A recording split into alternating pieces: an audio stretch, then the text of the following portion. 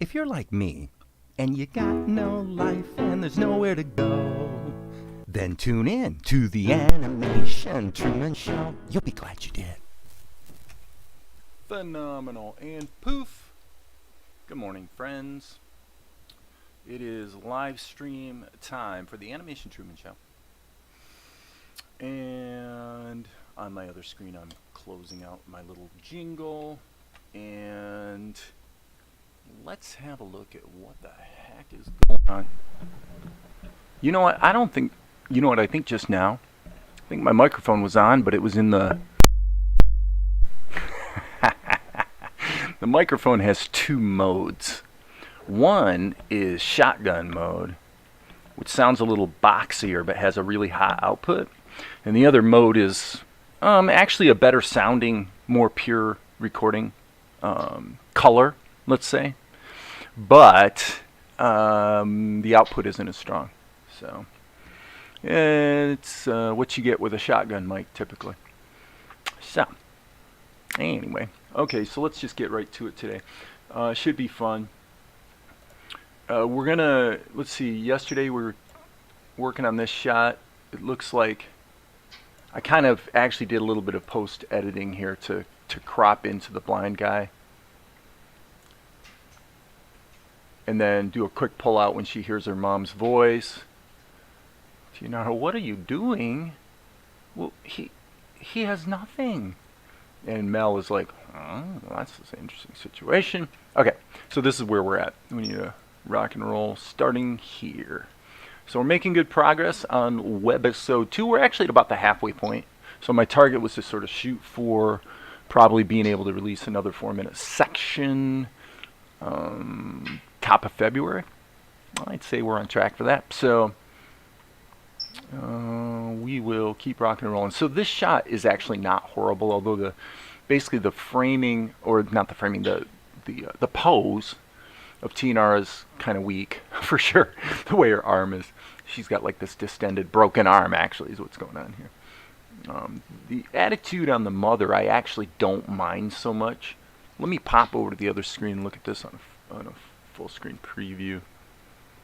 Yeah, I mean her attitude is pretty good, although she looks a little angry, and I had already over the last couple shots made the change that I don't want her to be quite so angry. And one could certainly argue that punching up the background painting wouldn't be the worst idea I've ever had. Okay, so I had a quick thought this morning for those of you who are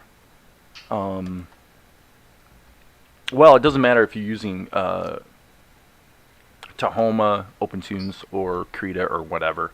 But one thing that can be helpful is in your brush settings, the default opacity for this brush, so this is true with any brush, but this brush is a My Paint brush pencil, okay? So the default opacity of that brush is 0.75. So you can see when you sketch, you can get a nice dark line, but you have to have a pretty light touch to get a soft line.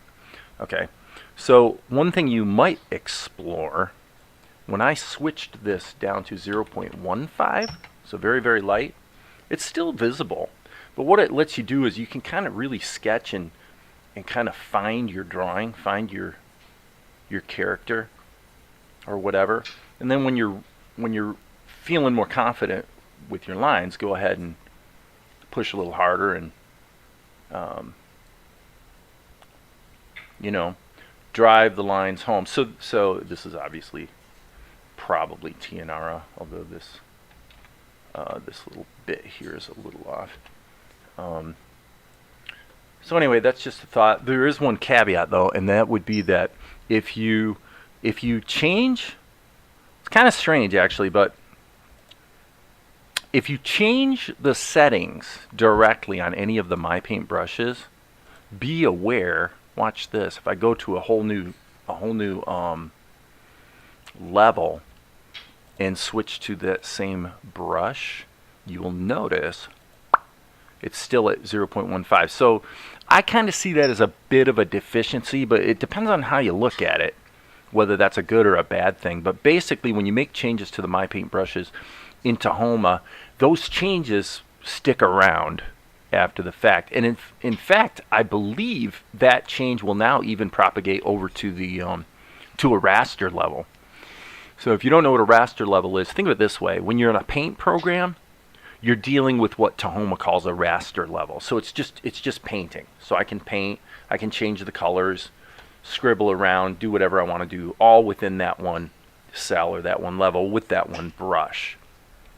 Whereas in the smart raster levels, if you want to change colors, you actually have to create another palette entry, because these colors are procedural. As you can see, you can change them after the fact. So that's the basic difference between, there's more nuance to it, but that's the main difference between a raster level and a smart raster level. So typically, smart raster levels are best for doing your character animation, and raster levels are going to be more useful for like painting backgrounds and that type of thing. But of course, there's overlap. One of the advantages that the raster levels have with the My Paint brushes in particular is that you do have the ability here to click lock alpha, which means that it's going to clamp the color to what's already been painted. That's not as big of a benefit as you might think, though, because honestly, you can really accomplish the same thing with two smart raster levels by using by going into the schematic and actually just using an effect to clamp one level to another. I'm not going to show how to do that right now. I've shown that a million times. But anyway, I just kind of want to point that out. If you're wanting to maybe, especially if you don't think you're necessarily the greatest at drawing, then having a lighter touch on your pencil can actually be quite helpful.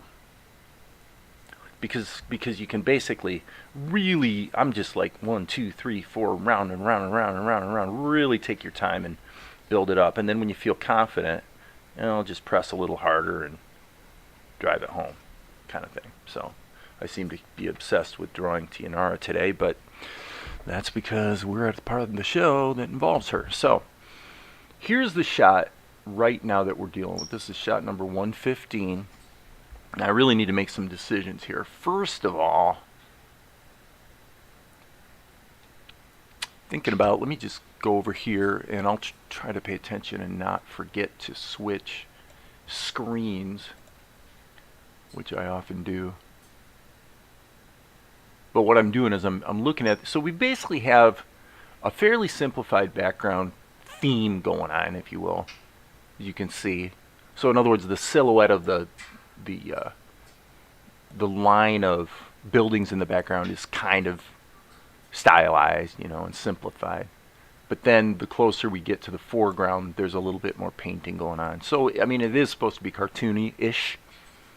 This one, I think step number 1 here actually would be to get rid of the color corrector. I want to see what I really had. Okay, that's interesting. I actually flattened that one out. That's kind of surprising. So my guess is that this is probably a Krita shot. This is 115. Let's switch screens and find out. I have no idea. But as I've mentioned well, it's come up a few times lately in, like on Facebook and things like that, where people ask questions, and the question kind of is, what software do you use, And the answer is, it seems to me, it's about 40% Krita, 40% Tahoma 2D, which is the same as OpenTunes for all practical purposes, and about 10% Blender. Seems to be about what it is. Okay, so if this is a Krita shot, then the number 115 should find it. And there it is. So let's see what we got here. Okay, cool. I do think, I was going to kind of stay anchored to Krita, but I mean to Tahoma, but since the shot is here and it looks pretty good, I want to tighten up a little bit and add some noise here on the background painting. Is that it? Yep, it's all, other than this silhouette in the foreground, it's all there. So let's just,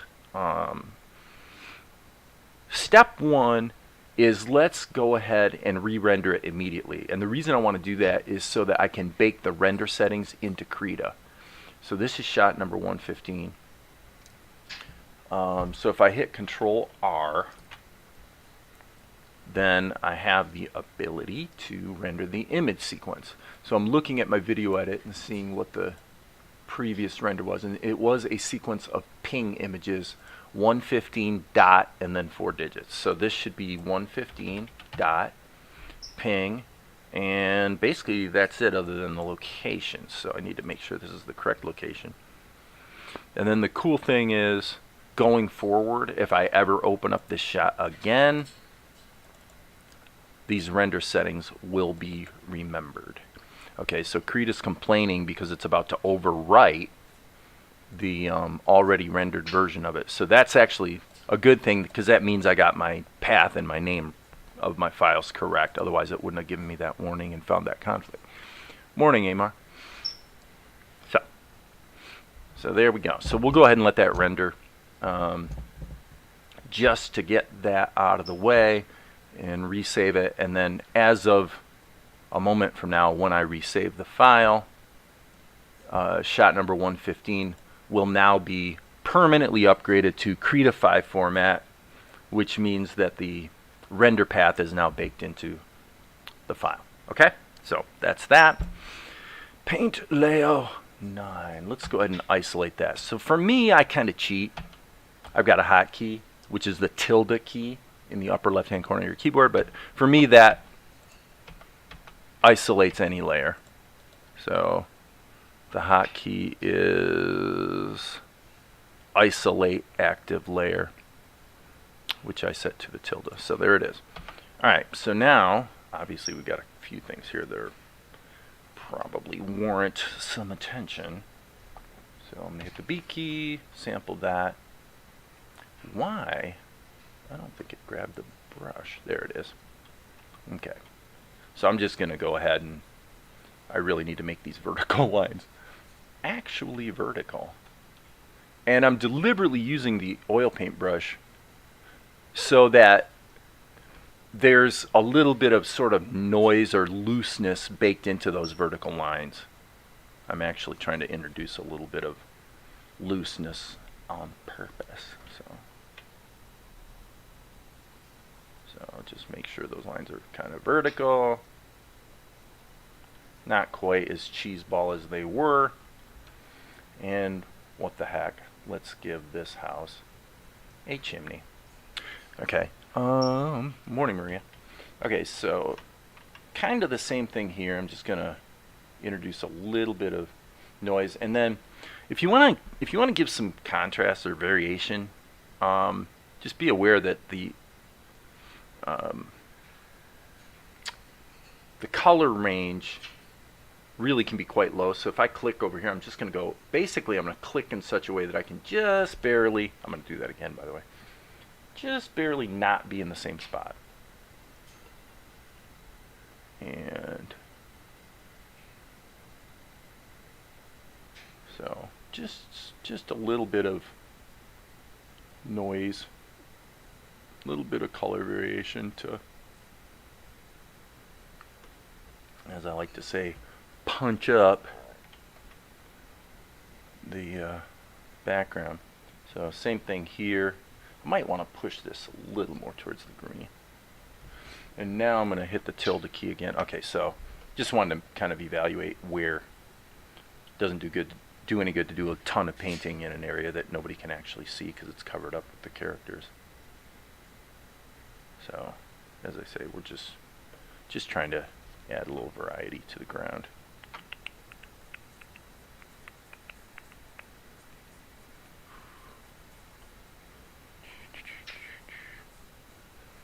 And it's all just judgment. Yeah, I tell you, one thing you might find helps you is to just have a, if you're working on a cartoon like this, you know, or whatever, is have some animation that's along the stylistic lines of what you're working on, playing in the background. So you can always kind of visually refer to it and just kind of get that quick and dirty inspiration. Now, I'm not doing that, but it can definitely be helpful. I think the reason for that is I don't think my instincts for drawing or painting are really all that great, you know. And I'm a visual learner, so when I see it, like if I was looking at, I don't know, a show like, I don't know, I like fairy tale. I mean, as far as anime goes, obviously Avatar is kind of a little bit of a stylistic influence on this show. Not so much on the background painting, but anyway, my point being that if I just see it, I tend to instantly be like, oh, I see, I get it, I know what to do now, kind of thing. So maybe you're not that way, but I am. All right. Okay, that is better. I would say these shadows, I'd like to just kind of extend them straight out a little better, like that. And this old guy's kind of interesting. He's sitting there counting the coins that Tianara just gave him. I'm feeling like his shadow should be actually a little bit darker. So, there, that's not too bad. So the overall look of the shot is just a bit nicer. Let's save that. And then Tianara looks stupid because of her anatomy. So what do we have here? Okay, yeah. So that must be the mother's mouth. What is this? Oh, that's both of them. Okay, so here's what I would say. This is a trick for you. This is a good trick for you, actually. Let's change the name of this to Tia.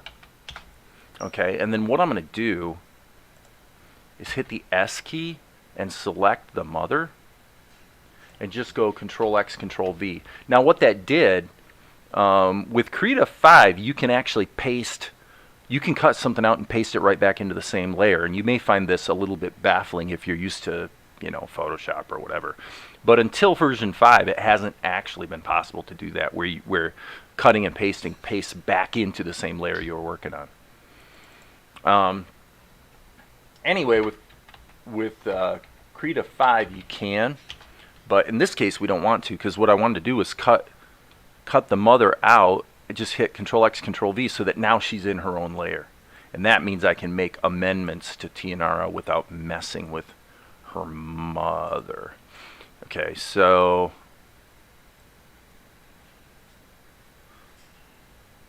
interesting. So the beggar has a transform mask attached. I don't believe that's an animated transform mask. I don't think that's a Krita 5 animated transform mask. I think that's just a single transform mask that was to get him positioned in the shot correctly. Yep, that's exactly what it was. So there's no reason to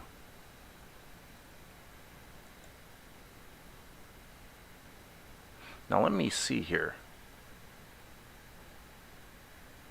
Yeah, that animation must be his hand. I'm going to hit the tilde key and solo this and see. Yeah. So the other day I added some tighter outlines. And this can be Control E.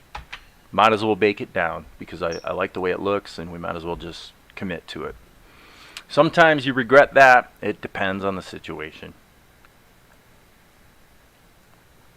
Basically, don't bake it down unless you're really, really sure that it's time to bake it down. Otherwise, you might be crying like a baby. Okay, so here's Tianara. And let's just go in here. She's in a single layer. So this is kind of a... let me see. For me, I would say I'm going to hit the G key, which is the freehand path tool. And I'm just going to sample the... Oh boy, wrong brush. Sorry. Right mouse click, select my favorite pencil, and so now what I'm going to be able to do is just loop and draw a shape. Because what I want to do is,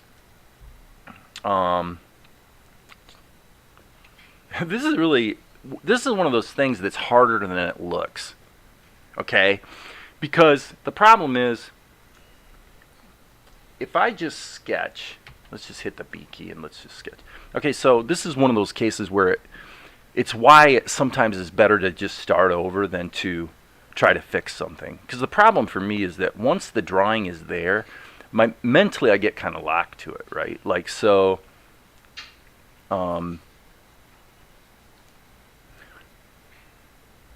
So this arm is the problem. And so I'm going to go ahead and sketch what I really am wanting to see, which I basically want her arms kind of resting at her side. She's a little forlorn, you know, and that sort of has to read watching her from behind. So anyway, so this is really just a reference.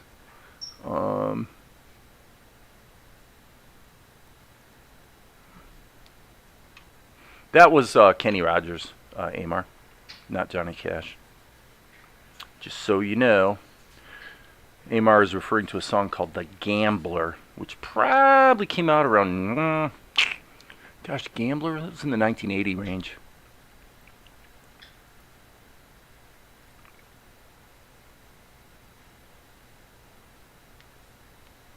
Cold. Nice. You got to know when it's cold, know when it's cold out, know when to walk away, know when to run. You never count your money when you're sitting at the table. There'll be time enough for counting when the dealing's done. Definitely a classic song, so I'm going to give a little bit of an indication here of Tianara's butt. I think no feminine wiles on display here, but we do want to kind of somewhat suggest, especially because Mel's watching this, and the whole thing was, you know, he kind of saw the cute girl kind of thing, so we don't want to go crazy here or anything, but giving a little more attention, let's say, to her anatomy here. So I think as far as forlorn, because it looks like it's like her head is tilted back a little bit, so I do like that better.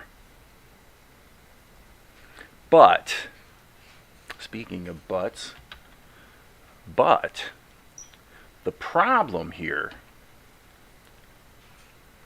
we do not want to be in erase mode. The problem here is that if this was her anatomy, gosh. Uh-oh, Krita's doing its thing. I'm going to click away and click back. Yep. I tell you, with Krita 5, that seems to be the trick. If you get this locked situation. Okay, so I am going to go ahead and do this, because really, that's more, oh yeah, that's so much more like it. Wow, anatomically. Yeah, I told Valerie the other day, I'm like, you know, I don't really think in the time I've been doing this, I don't actually think my drawing's improved all that much. And she's like, no. Dave, you're wrong. Your drawing has improved a lot in the last year. So I'm like, okay, whatever you say. Whatever you say, my beautiful, beautiful princess, my goddess, love of my life. Okay. Wow, a bunch of crap in the chat over there. Used to mishear the lyrics, put an image of my I know one of those country song dudes. Okay. I know none of those country song dudes. Right. Oh, I just noticed you had music on your last dance class. Yeah. I see the Chopin thing is coming along. I would prefer Cash over Rogers. Not me. Sorry. I think Johnny Cash has been, you know, let's just put it this way. Around the time that he, you know, was starting to get sick and died, and basically guys like Marty Stewart really gave him a lot of attention at that time as sort of a living legend kind of thing. I think the whole living legend thing got a little overblown. Okay, the guy had some hit records. He never could sing in tune, frankly.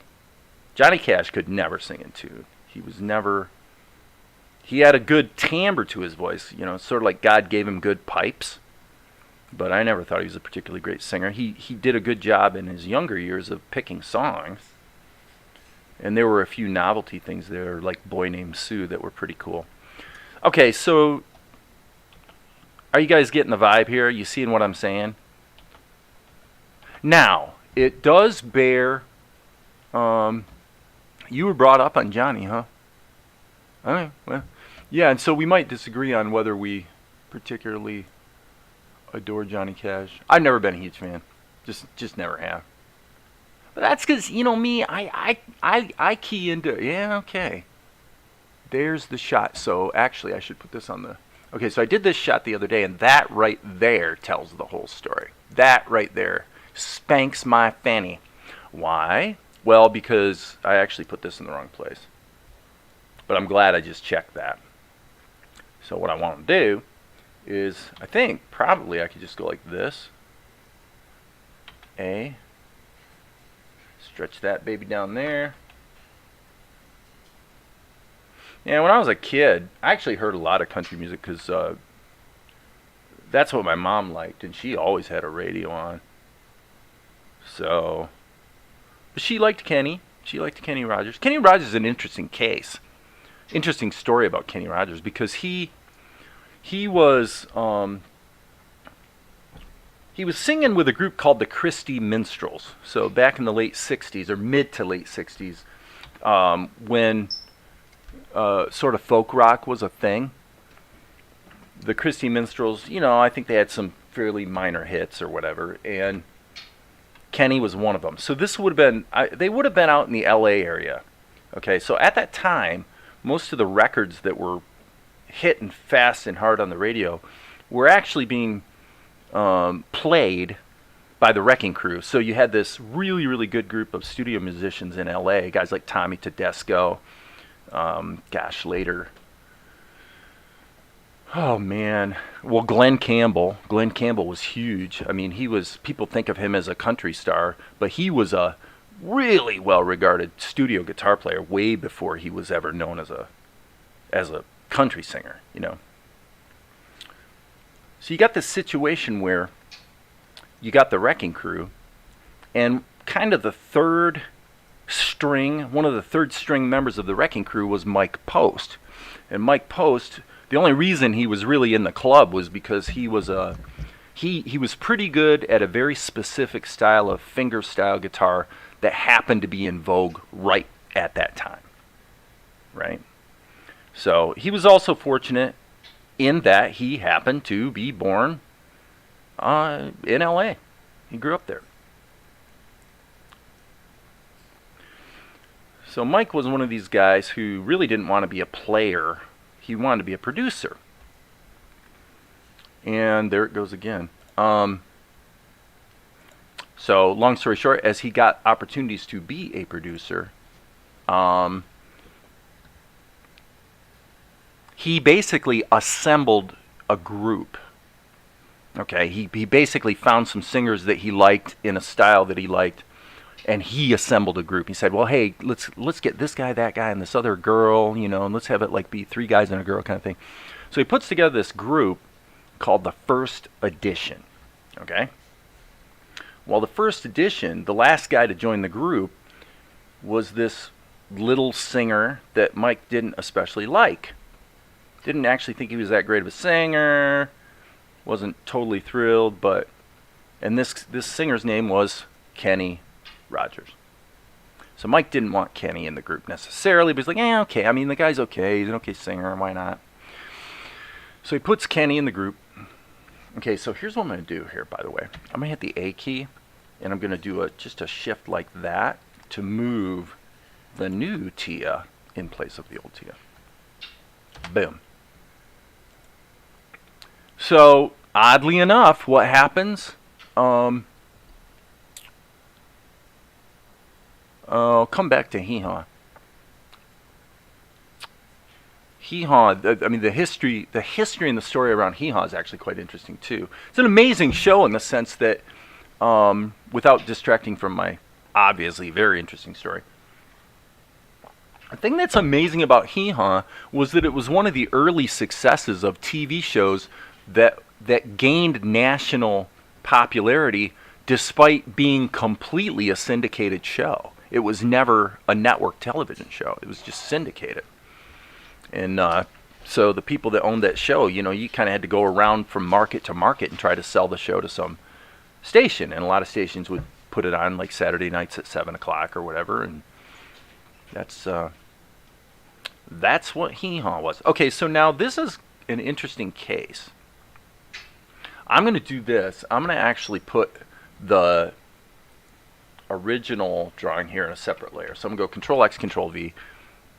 Hold on a second. Undo. Okay, that's a little weird. I would say that Krita is acting a little buggy right now. I'm going to save my work because it's acting a little buggy. So I've made a selection. Yeah, so there you go. I'm going to hit Control X and Control V. There it goes. Now that's correct. Oh, I see what's going on. I've got the layer soloed. So once it pasted it into the new layer, it soloed that layer. So that's what went wrong there. Okay, so now for simplicity, I'm going to turn the background off. I don't want to necessarily solo the layer, but I do want to, let's just say, mute the things that are just going to distract us at this moment. Okay, Control-Shift-A. So anyway, what happens? The first edition actually has a couple hits, and it just so happens, because all the people in the group were singers, right? But the hits happen to be the ones that Kenny sang. So that would be Ruby, Don't Take Your Love to Town, Reuben James. Actually, strike that. I'm not sure that Ruby and Reuben James were first edition. They might have been early post first edition solo Kenny. I think they were first edition. I think the first hit was, I just dropped in to see what condition my condition is in. So it was kind of a drug trip folk. It was like dope folk. Dope and roll is what they used to call it. Okay, so anyway, I'm going to hit the M key now. I got two choices. I can either do a cleanup operation, which really doesn't look too bad, although it's not quite right.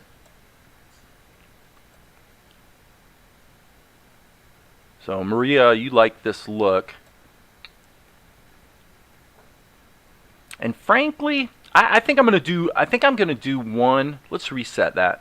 I think I'm gonna do one turn down level or turn down operation first. So I'm gonna go ahead and quote unquote ink this, but I'm gonna do it with my pencil so I can continue to keep it kind of loose, and then I'll clean up from there. So what I'm being extremely vigilant about now is noticing if, as I'm drawing over these lines, if I am losing the characterization at all, because I really liked the way her head seems to be leaning back a little bit. Whoops, that's no good. So anyway, and then basically Kenny disappeared off the face of the earth, and the interesting thing was, first edition didn't do that well. They did okay, but they didn't do that well, and so the label basically dropped Mike Post off the group and assigned the group to a different producer. Well, Mike Post, of course, went on to become the most prolific and successful composer of television.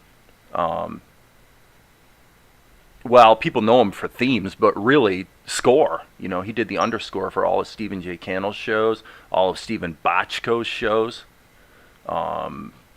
Dick Wolf, you know, he did the scores for the luminaries of, 1980s into 1990s television. So, there you go. So that's what happened to Mike Post. And Kenny, well, the first edition broke up and Kenny disappeared off the face of the earth until about 1975. And instead of being, because remember, at the time that the first edition thing happened, they would have been positioned as a pop group, not a country group. Best thing Kenny ever did was reinvent himself as a country guy with a little song called You Picked a Fine Time to Leave Me, Lucille. And that pretty much got him going again on the country charts. Rebooted his career and basically went on to propel him into the stratosphere, really, as far as country artists go. He's just... He's an interesting guy, too. I mean, I must say, he seems like an ambitious guy. The way because he disappeared off the face of the earth, after the 90s, really. And then he did the same darn thing again. Got himself a facelift and reinvented himself again before he, had a couple more hits. Out of the blue after years of not being on the chart. I need to rotate my canvas here so I can get a little better control over my strokes. But yeah, reinvented himself again, and then he just passed away a couple of years ago. At a ripe old age. Okay, and I would say this line ain't quite working.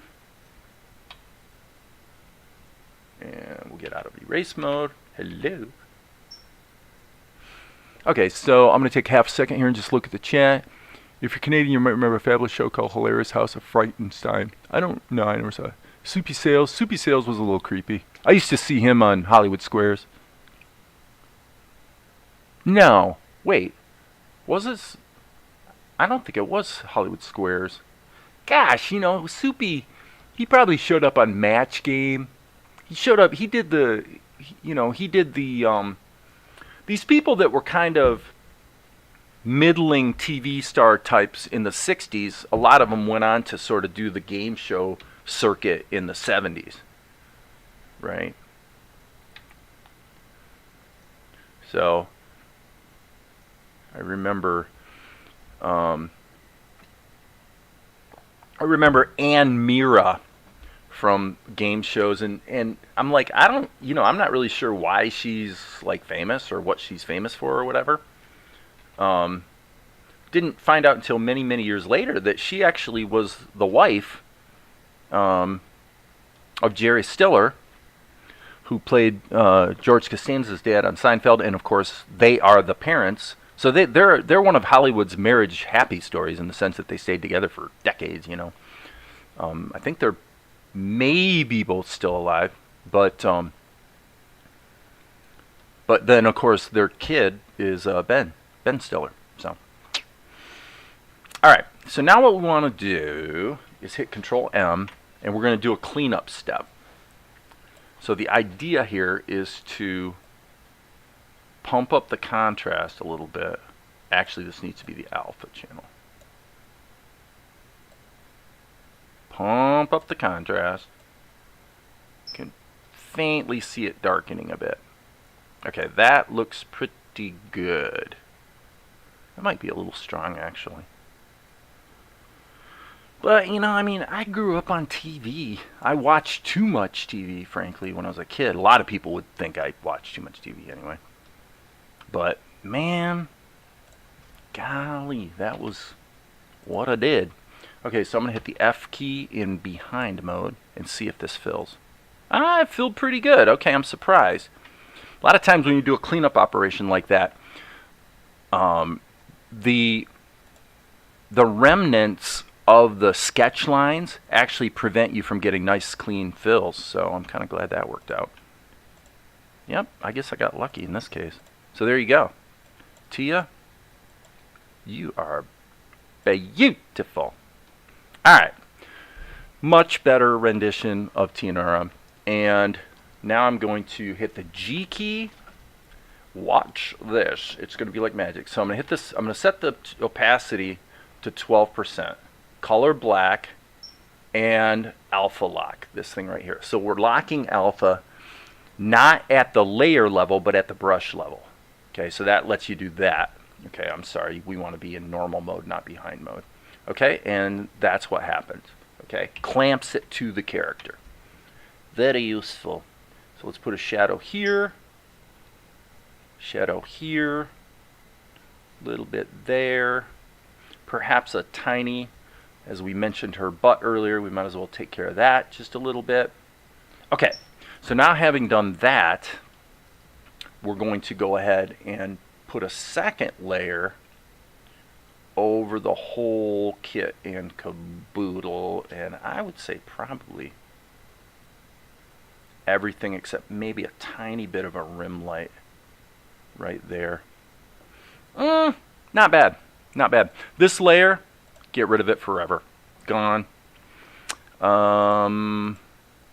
And now we unsolo the layers. Actually, I'm sorry, we turn the background back on. And I gotta say, I do like the look of the shot better. Now, I do think maybe her position isn't quite right. I'm kind of wanting her to sort of bisect the two other characters. And then let's just say, let's toy around with maybe making her just a little bit bigger. We do want her to be a kid. And I'm going to do one other thing. I'm going to hit the A key, right mouse click, liquefy. And I'm just going to punch this out just a little bit.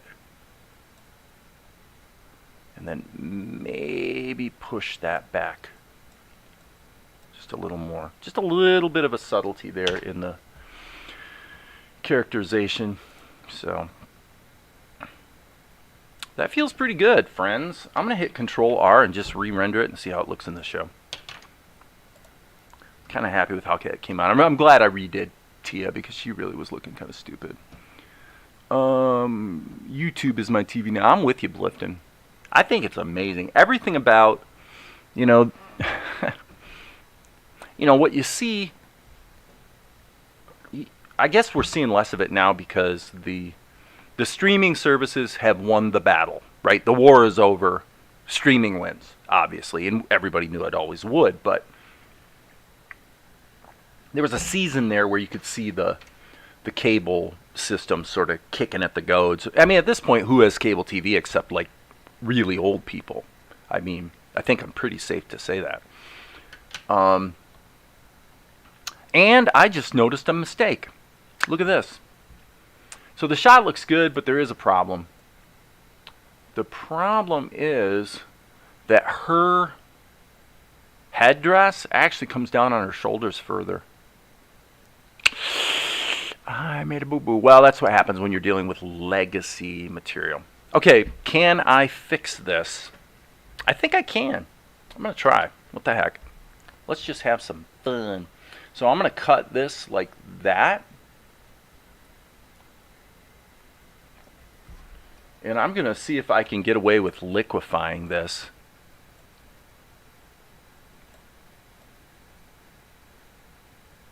Let's pop back, and that definitely looks better.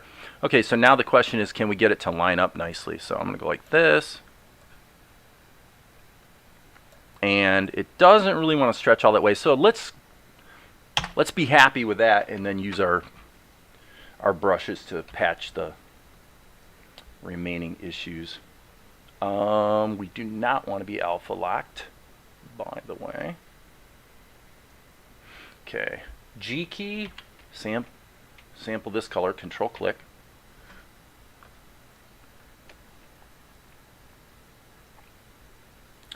Really, dude?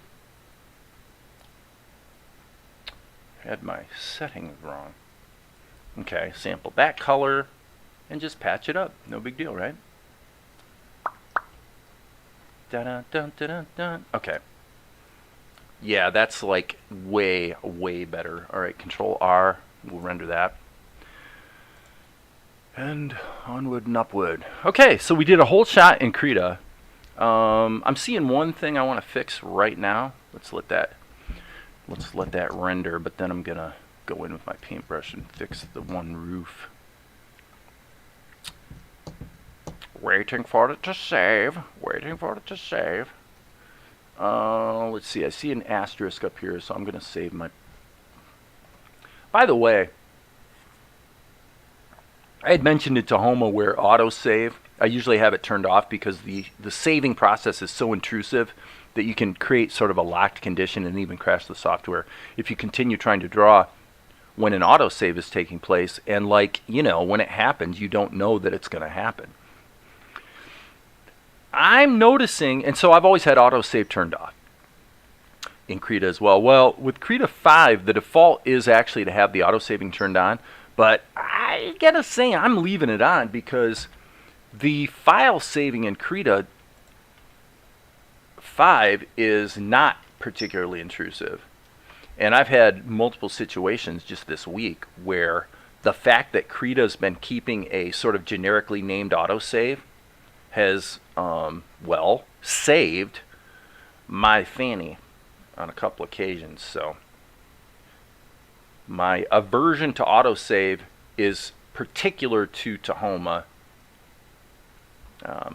not so much Krita at this point. I still don't like that. It just doesn't feel right to me. I think it's because this. Probably want to have a horizontal line. It's not like any of this really matters much, but it just doesn't. It's not symmetrical. All right, so here's what I'm going to do to fix that. I'm going to go like this. Control C. And then edit, paste into active layer.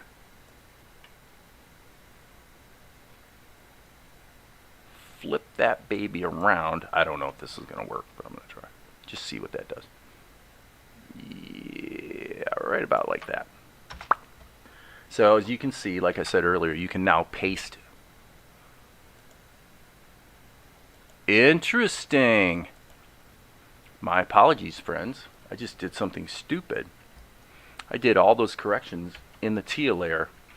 Gee, that's never happened before, has it? Where I've been in the wrong layer? No problem. Control X, grab this layer, and then do the same thing I just did. Paste into the active layer. Ta-da! Cool.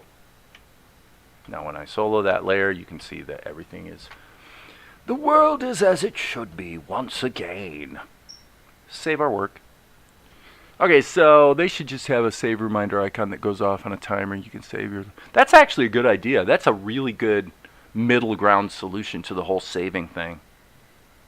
Just have a little, like right here up in the corner, just have a red ring around that light up if you've gone for more than, so many minutes without saving. Great idea. You should suggest that to the Krita devs. They might just implement that. You never know. Never know. If I hit the lotto, hey Mark.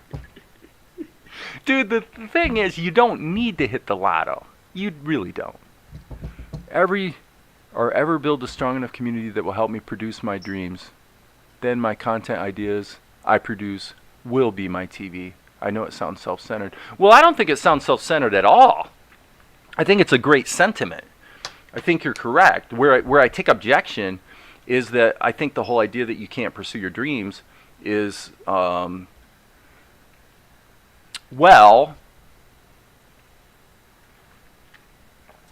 let's put it this way. You may not be able to get to your dreams at the pace you would necessarily prefer, but I got a little magical suggestion for you about the law of attraction, the philosophy behind the law of attraction. Would suggest the following. If you were actually ready to have your dreams, you would have them. You would. Absolutely guaranteed. If you were ready, you would already have them. In fact, that's how you know you're ready. It's right there in front of you. So if it's not right there in front of you, the problem isn't your dreams and the problem isn't your situation. I hate to tell you this, it's not true just for you, it's true for me as well, it's true for everybody. If there seem to be barriers, always know that the problem is actually you. It's you. You're the problem. You're not ready for what you say you want. So this is a really interesting thing. Most people, if they hear that, they're going to take it like judgmentally, like it's a negative thing. But the thing is, think about this logically for a moment. Isn't it true that a truly humble person, a person that's emotionally healthy, if they were told, actually, my friend, from the vantage point of accepting the fact that complete personal responsibility is a really good thing, if you were informed that you yourself are in fact the barrier to getting to what you think or what you say you want, you would be very grateful. You'd be like, oh my God, I'm so glad you told me that. Now I know. Now I can do something about it. Here's the problem. Even if what I'm saying philosophically is false, in other words, I can't prove esoterically or spiritually or whatever that this is true. But isn't this the wisest paradigm to take? Doesn't it make the most sense to take the attitude that if I sense barriers in my life to what I want, it makes the most sense to assume that I'm the problem. Because then, guess what? Lo and behold, I can do something about it. So this is where it gets a little pokey. If you don't accept that philosophy, that you're the problem, then the deep, dark, secret truth down in your gut is that you actually, let me think about how to put this. You like having an excuse that's external to yourself. Okay, so again, this is not an attack on you. This is a deeply held belief that I have about life in general and people in general. If you don't accept the fact that you are completely responsible for the barriers in your life, and that in fact, for the most part, you see it in relationships all the time, for the most part, you actually created the barriers. The truth is. That's why the law of attraction is a really interesting philosophy. So, any externality to yourself is a very convenient excuse. Okay, again, please, I strongly say, don't anybody, Amar or anyone else, take this as an attack or a judgment or anything like that. I actually, it's truly, truly, truly what I really believe, and I apply it to myself all the time. Seriously. I find it very, very, very liberating, because when you fully embrace this idea, then you arrive, you begin to start thinking a lot smarter about how you get to where you want to be. Because you say, well, okay, if I'm the barrier, then, well, what can I do about it? Right? What can I do to improve my condition? What is a small, humble step? So a grandiose vision is not necessarily a bad thing, right? In your case, Amar, I know. I mean, you've said many times here on the chat that you've got. Okay, so hold on. I'm looking at you. No, I understand where I'm at. I believe wholeheartedly myself I would not let job or money be the obstacle. I've used the excuse of needing a paycheck or being at a certain level prevents me from pursuing my dreams. Well, yeah, and this is kind of a natural part of the way the universe works. Generally, what we see, like let's say a person really grabs the idea that they have the ability to envision a goal or a dream, and that if they really, visualize it, that somehow that's going to manifest in their life. Well, that is actually true, but what you find is if a person's making $30,000 a year and they set a goal to make $300,000 the next year, the truth is that in their gut, deep down inside, they actually can't believe that's possible, right? It's outside of the scope of, it's too big of a change. And so it's usually better to set a goal that recognizes clinically where you're at today. Like, what's your capability today? And then set a goal that is modestly better. Up to maybe about, in the case of income, usually you're looking at about up to 40%. If you get beyond about a 40% improvement in a given year, most people psychologically, they really can't accept it. So now the question then becomes about this type of stuff is it in fact esoteric and magical and spiritual, or is it actually just practical? And I would say you can look at it either way. In practical terms, here's the deal. If you set a goal and you actually really truly believe in your heart and mind, you fully, really, really, really believe that you're going to achieve it, then what are you going to do? You're going to begin to take steps towards achieving that goal, right? If you don't achieve a goal, it is almost always axiomatically true and provable that the reason you didn't achieve the goal was because you quit. Now, it might be that if we could have a bunch of alternate universes, we discover that you could have tried and tried and tried for years and years and you still would have failed. That is possible.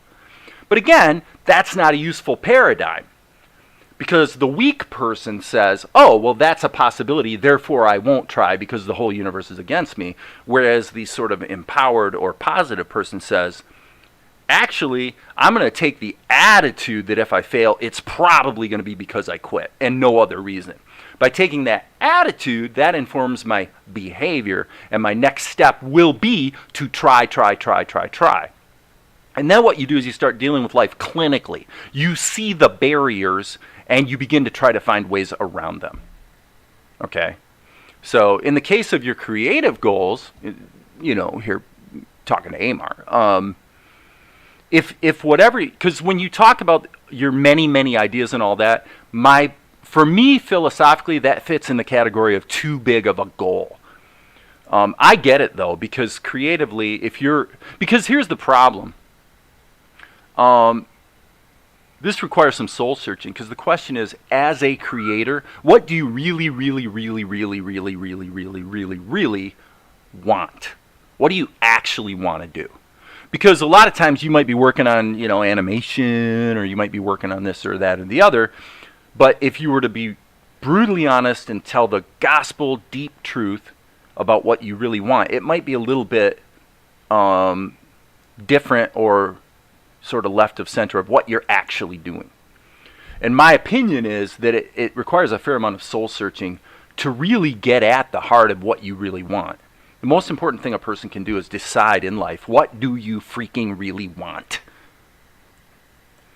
Because here's the key.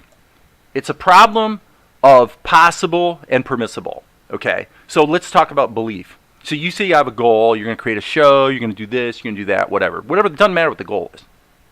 Okay? If you have any chance at all of achieving the goal, two things you have to believe. So then the question, if you're a thinking person, is, well, what? What do I have to believe? Here's what you have to believe. You must believe that two things are true. That what you want is possible, and that what you want is permissible. Okay? Stay with me here. So what we're doing is we're dealing with the belief barrier that is internal and the belief barrier that's external, and you have to get them both right. So if you don't believe something is possible, then that's the external belief problem. You don't believe it can be done. If you don't believe something's permissible, deep down in your heart, you've got maybe guilt issues. It could come back to your youth and how your parents treated you. There's a lot of reasons for it, and they're valid reasons. But the point is, deep down inside, you might actually have a very strong residing belief that what you want is actually not permissible for you. And if that's true, you will not take the steps. In fact, what you'll do is, at every opportunity, at the earliest obstacle, you will quit. And you'll have that excuse. And so, it's very important to realize this. If you kind of can cobble your way through the belief problem, then, and I've said this before, I kind of said this to Goswami the other day, be fully aware that I can really guarantee you that the minute you get really serious about your goal, and you, even if you're having a hard time with belief, you sort of grit your teeth and you say, I'm gonna sort of gut through this and choose to believe, even though it's hard to feel it. That's normal. That's totally normal. The very first thing that's going to happen, like the first day you start working on your goal, you're going to immediately run into a barrier. Something's going to go wrong. The software is going to crash. Your third cousin died, and now you have to attend to some family matters. Something's going to happen. Okay? Again, is this esoteric? Is this spiritual? Or is this just practical? I don't know. But I feel pretty strongly about it. Something's going to happen. You know why? Because that's the universe saying, okay, you said this is your goal. You said this is what you want. Let's find out. Let's find out how serious you are. Because I don't think you're serious. I think you're just talking. Right? It's a real danger. You know why it's a danger, Amar? It's a really big danger. This is one of the psychological dangers to some of us. I'm certainly one of them, is this. When you talk about your goal, there's a difference between talking about your goal to people who can either help you or enrich you or encourage you or give you meaningful input. Goswami, I already answered that question in the comment. I told you OBS. Okay? You need to look at the answers to the comments. You posted the comment and I answered it. So, Amar, here's the problem. When you come onto the chat and you talk about your goals, which I'm not saying you do a lot, okay, but if you did, the problem is, what you're going to do is you're going to come to a chat room or Discord or whatever, and you're going to talk about your goal. Okay, so here's what's going to happen. And I'm telling you this very seriously because I've done it. I see it as a mistake I myself have made. You talk about your goal, you immediately get dividends. What do I mean by dividends? So what happens is the community of people that you actually don't respect that much creatively. Like when you're in that chat group or whatever, when you're here, you might respect me. I don't know. I'm assuming you probably do, or you wouldn't stick around and listen to or watch what I'm doing or whatever, right? Okay, but generally speaking, in that community, you're surrounded with people that probably are either peers in terms of their ability. You probably see them as being either at or probably a lot of them below your own ability. So what happens is you talk about your goal, and then all of those people that you don't respect are like, oh yeah, congratulations that you're starting that. And they're going to give you emotional dividends, okay? And what's going to happen is there's a real danger that you're going to be satisfied with those dividends, because the truth is, psycho-emotionally, what you really wanted was the dividends, not the achievement. There's a really big difference in life between dividends and rewards. Rewards are hard won. They are earned. They take time. They last. They deliver satisfaction. Dividends don't. Dividends are instant, meaningless. They make you feel good. They give you a little endorphin hit for a brief moment, and then it goes away. And then you need another endorphin hit very, very soon. This is the problem with dividends versus rewards. Okay? And I'm with you, Amar, to a degree. I mean, I actually started producing a CGI animated show around the 2000 time. And I was using Blender, and I was using Hash Animation Master. And I will say emphatically, right now, at that time, this would have been around the year 2000, because I started using Animation Master around 98. So I know this had to be around 2000. And we actually set up a 2-camera situation where we shot ourselves acting from 2 different angles, and then we actually created a bone rig in Blender, which you could then scale to match any CGI character you had created. And we were able to do a poor man's motion capture, and it worked. I can say that 21 years ago, the barrier to getting that show done absolutely was not the tools. Absolutely not. And of course it wasn't. There was credible animation stuff being done at that time. So of course, that gets back to the belief thing. Is what you want to do possible? Well, I'll tell you what. If there's one person on the planet who's doing it, then apparently it's possible. Right? You were using Animation Master in 97. Yeah, and Hash was one of the most unstable programs in the history of software. It sucks to this day, as far as I know.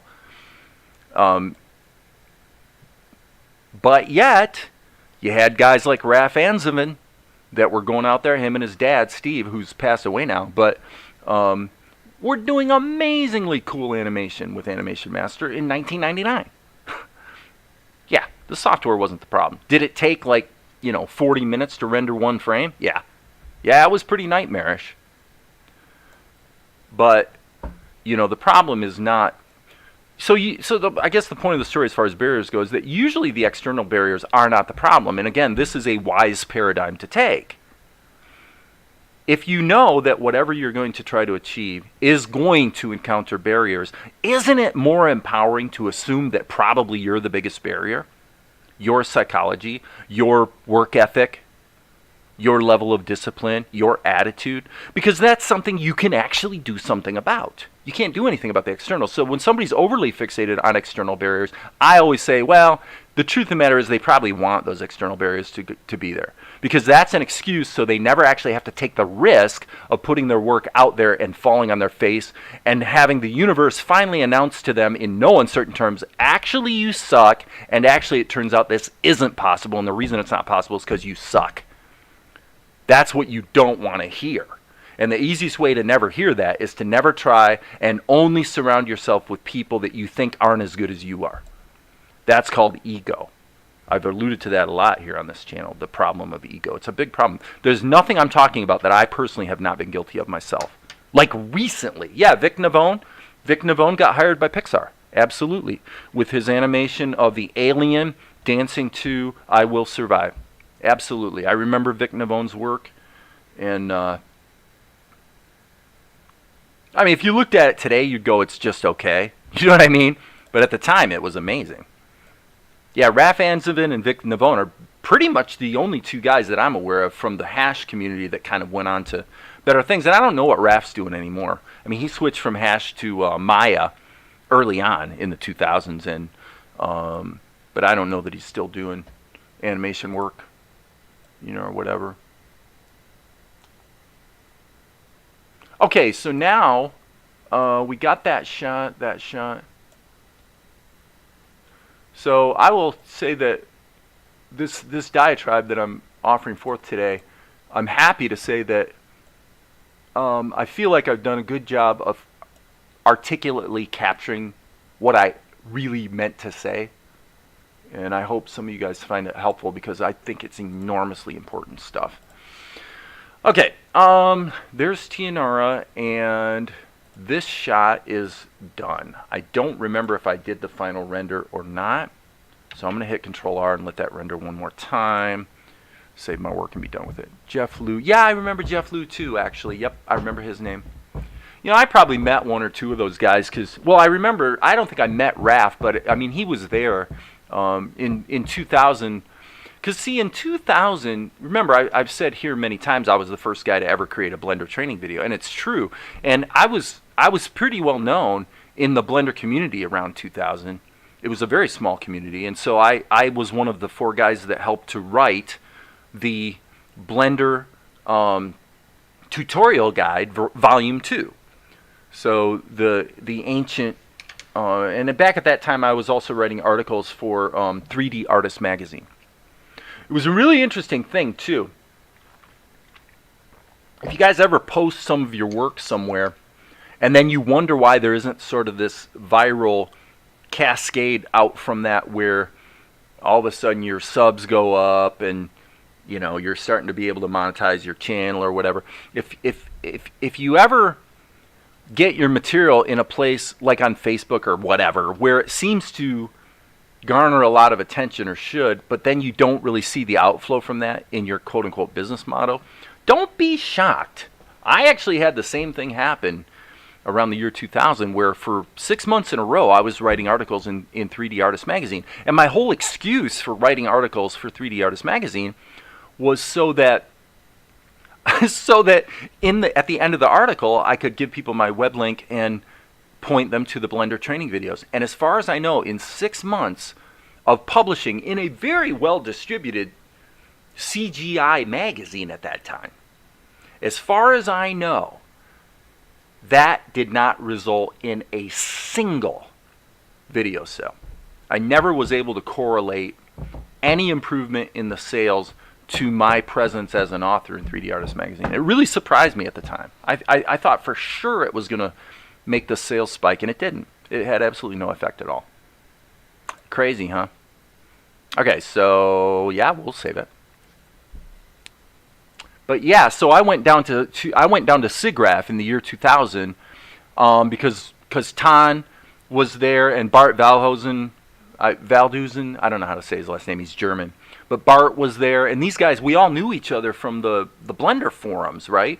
At that time, Tan would kind of chime in from time to time, but and so I got to meet Tan and a bunch of other guys and all the people that were currently investors in the Blender Foundation. Or not the Blender Foundation, because the foundation didn't exist yet, but the Blender, the commercialized company that was trying to commercialize Blender, those guys were all there, and I got to meet those guys. And, you know, I no sooner met them and was absolutely sure that they were going to be bankrupt within a few months, and they were. They just burned through money like nobody's business and were bankrupt in no time. You know, of course, .com crash didn't help, but really bad mismanagement, really stupid business plan, totally stupid business plan, conceived by people who had absolutely no idea what they were doing and no business doing it. But they had venture capital to piss away, and that's what they did. So let's see if we can find shot number 116. I'm guessing this is a Krita. Nope, this is not a Krita. This is a Tahoma. So let's go to 116, load scene. Yeah, that was such a disaster. It was a comically tragic disaster. Discard the changes. Load scene anyway. See what we got here. Okay. Yeah, so basically what we've got here is a really... it's really just her eyes, I suppose, truthfully. That's interesting.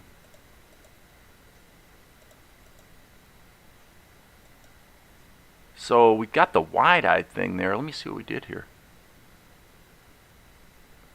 Yeah, I'm going to have to reference some of these other pictures to just kind of grab the... And I think the hair is missing. Excuse me, guys. Yeah, thank you, sir. Sony Vegas. Thank you for flagging that for me, Goswami.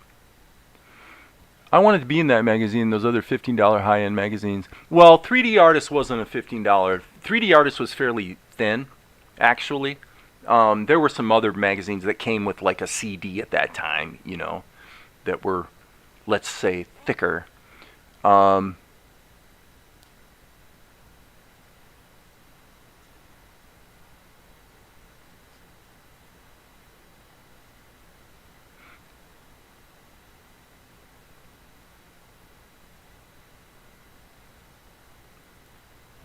Well, okay, so Goswami is confusing everyone right now because Goswami, here's the deal.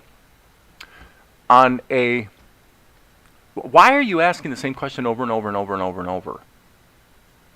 You're seriously begging to be banned, okay? Yesterday you posted this very question on the comments to my video. I answered the question. I said OBS. Okay? And then you posted it here in the chat, and I said OBS. OBS. OBS. Okay? The question has been answered now 5 times. Go get OBS. Or find another solution. But I don't use anything else. I use OBS. And now you know, and you never, ever, ever, for the rest of your life, need to ask. The answer is we don't know. It's your problem. Goswami, you have to find a better solution. You asked me originally what I use. I said OBS. You say, well, what's good for a low-end PC? I say OBS. I've used OBS on my 8-year-old $300 laptop. And guess what? It works. Are the frame rates as high? No.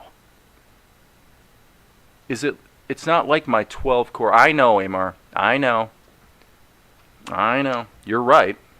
Okay, so anyway, let's deal with Tianara.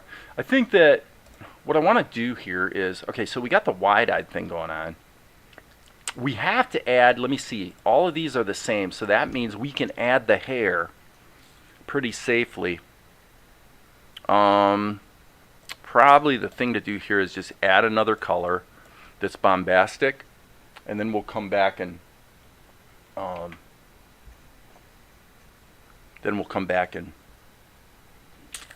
fix the color.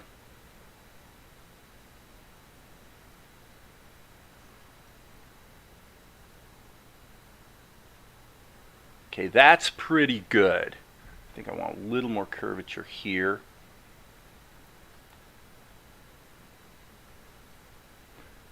Not too shabby. Okay, so let's fill this. Oh, come on, seriously? Okay, because it doesn't have a barrier. Okay, so that's my fault. I'm going to take the B key, go ahead and put a line around this so that it'll fill properly. Yeah, if you're not using OBS, I have no idea what...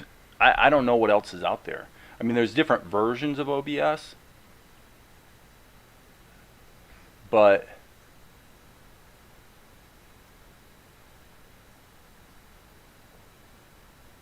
I literally have no clue what else there might be. Oh, come on. Really, dude? Okay, I will say that put this down to, I think, 4. We're in lines and areas. We probably should switch this just to areas for now.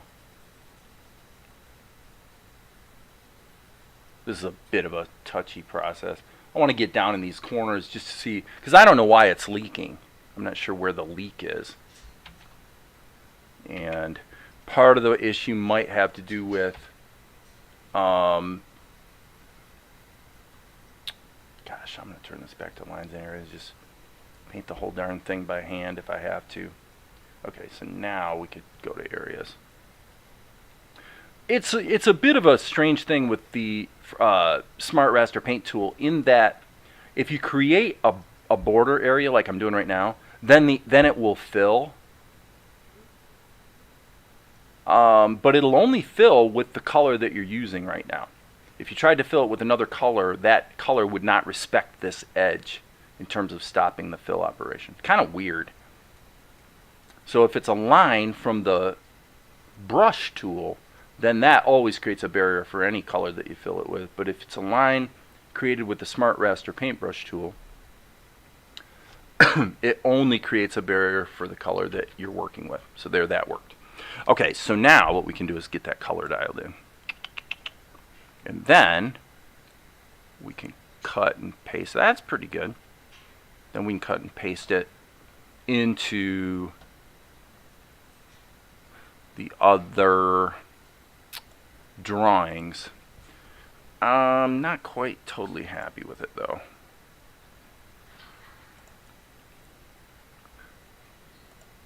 This is one of those touchy situations where I may have to just stop and completely redraw it, because I'm not sold on that I really got her anatomy right on her, just her facial structure. So let me go back. I'm going to go back to this one here. Okay, yeah, so her eyes are maybe a little lower on her head.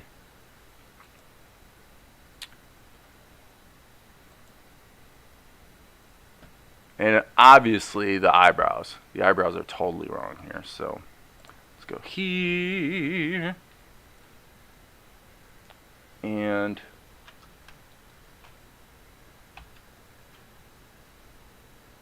so I'm going to thicken those up, baby. Thicken them up. Hit the N key. Okay, so now that's a surprise expression, so this isn't necessarily going to be the best characterization because she is kind of stretched out a bit. But let's take this for now. Actually, before we do that, yeah, this is what we call potentially polishing a turd. It's one of those cases where I probably would do a better job on all of this if I just completely redraw her from scratch. Just a clean, fresh drawing instead of trying to make it work. It's a bit of the problem we ran into yesterday, actually, with the Krita shot, as I recall. I'm hitting the G key and the V key. Go to lines and areas. I want to get that line out of there, so I can then follow that contour a little better. So, okay, so quick check on the chat. Computer's not the issue, it's more like your connection. That could well be. Great point, Amar, definitely. So you have all the knowledge of the internet at your fingertips. He's ordering his gloves of his pen tablet. Good, glad to hear it. Yeah, what drawing style is best for me? Okay, so now what I'm going to do is grab, whoops, that's wrong. Let's do that again. I want to grab under here. Do we want the eyebrows in there? Let me see. Darn it. Like I said, this might be polishing a turd. SV. SV. SV. Okay. move that over. Yeah, okay, so she's kind of got the sad eyes thing going on, so let's delete that. Okay. Boom, boom.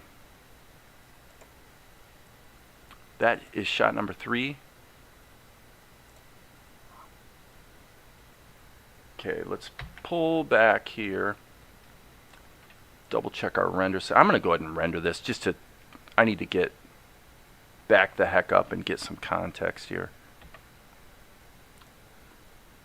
Because she definitely needs some eye work. She definitely needs some eye work.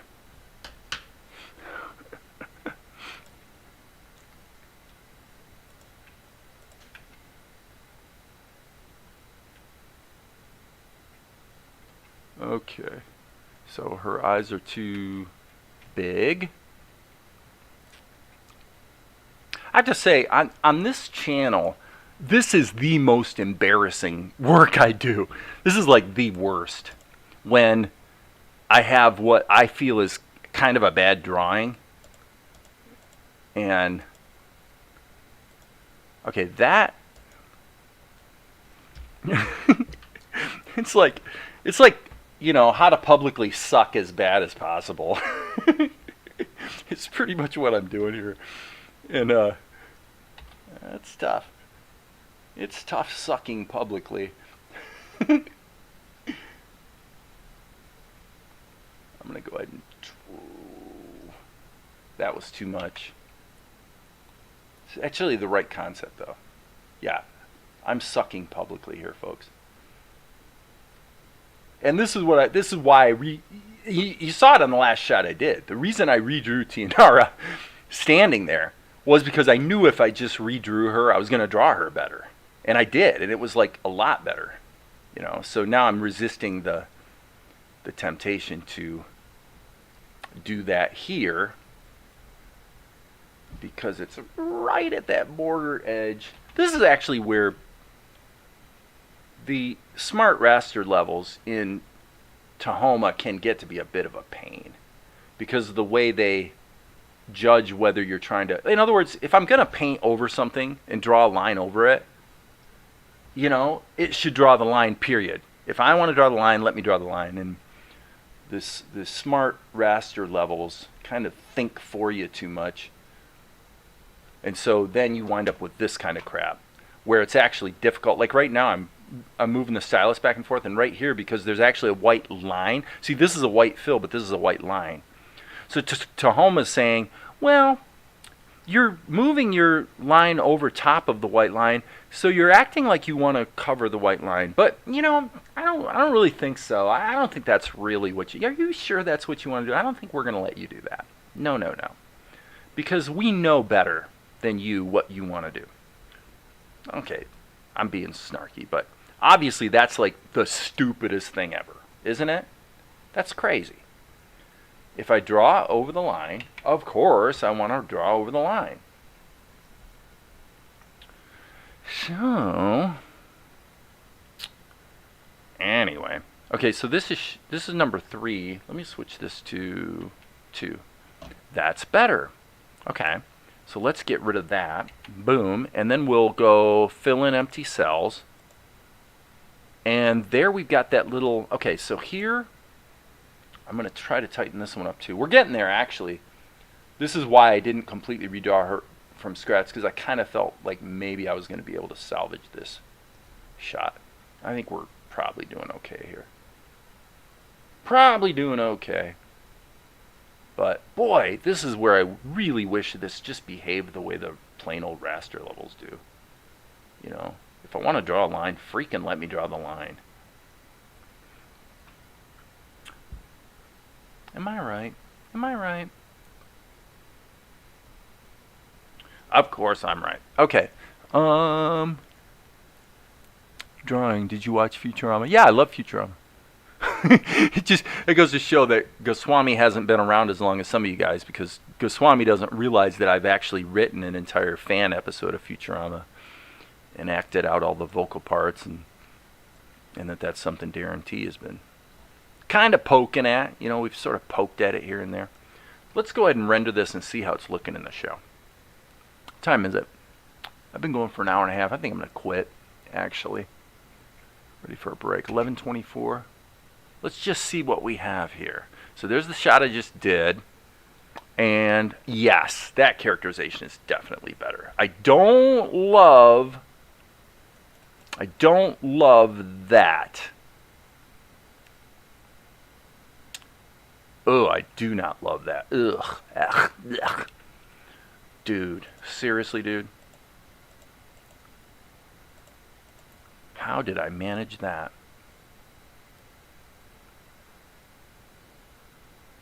I'll tell you what we're going to do. Here's how we're going to fix it. Here's what we're going to do. This was the shot I liked. So here's how we fix it, guys. Pay attention. Pay attention, class. Actually, there's one other thing I'm going to do, too. Let me just see if I can feel this.